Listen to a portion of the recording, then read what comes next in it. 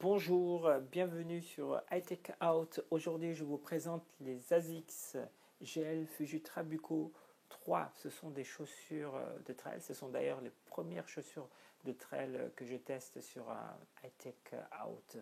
Commençons par le tour.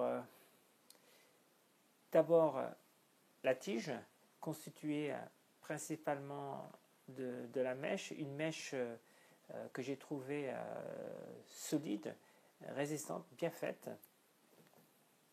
Ensuite, pour une chaussure de trail, c'est important, c'est la semelle extérieure crantée, avec ici les encoches pour permettre un meilleur déroulé.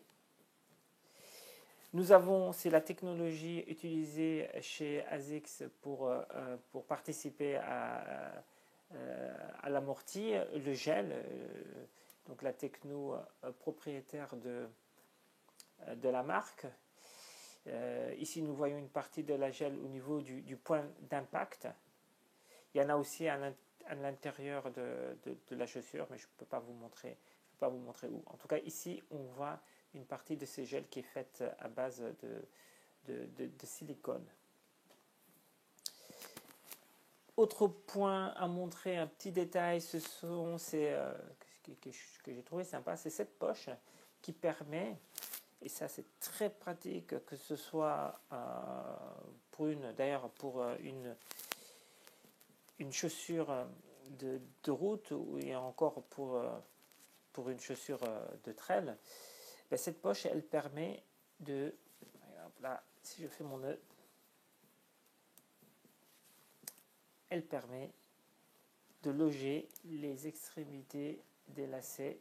Donc ça peut être très pratique pour que ça ne se défasse pas rapidement, et aussi pour que les boucles ne se prennent pas dans des branchages, etc. quoi. Voilà. J'ai voulu tester ces chaussures sur la route. Bon, elles ne sont pas faites pour ça, principalement, donc c'est pour du trail. Mais j'ai voulu savoir quand même, ressentir la différence avec des chaussures de route que j'ai pu tester pour Hightech Out. Par exemple, les On Cloud Surfer et également les Oka One One. Et donc j'ai vraiment vu la différence pour le coup, puisque elles sont moins bondissantes. Je ne vous conseillerais pas d'utiliser ça longtemps sur route, quoi. L'amorti est vraiment moindre dans ces conditions-là, quoi, sur du bitume. Par contre, dans des conditions de trail, je suis allé dans des parcs, dans un parc et dans une forêt où il y avait beaucoup de dénivelé. Je les ai testés en hiver, sur différents types de terrains. Alors sur terre, herbe, sur des sols faits de pierre, des sols assez durs, tout ça, donc encore une fois avec pas mal de dénivelé. Et j'ai trouvé ces chaussures vraiment très confortables. Le pied à l'intérieur est bien maintenu. Le déroulé se fait avec aisance, autant en montée qu'en descente. Et vraiment, il y a une stabilité au niveau du déroulé. Il y a, pendant la course, dans ces phases-là, vraiment, on se sent à l'aise à l'intérieur. Et en descente, il y a vraiment un amorti. On sent vraiment l'effet de l'amorti en descente. Et dans ces conditions de trail en nature, on apprécie la qualité de la mèche, qui est donc suffisamment protectrice.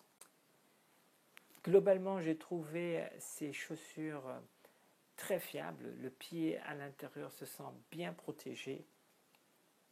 C'était vraiment, on sent que on peut dérouler sans crainte, d'autant plus que la semelle protège vraiment des aspérités qu'on peut avoir sur le terrain, pierre autre élément dur, quoi. Le seul bémol, c'est le déroulé, l'accroche que l'on peut avoir lorsque le terrain est boueux. J'ai plusieurs fois couru dans la boue et j'ai glissé. Et donc dans ces conditions-là, ce ne sont pas là où ces chaussures sont vraiment les plus efficaces malgré le crantage. Mais sinon, de façon générale, dans des conditions de trail, en nature, ces chaussures sont vraiment agréables à porter. Voilà. Je vous remercie d'avoir regardé cette vidéo. Portez-vous bien, bonne foulée, au revoir.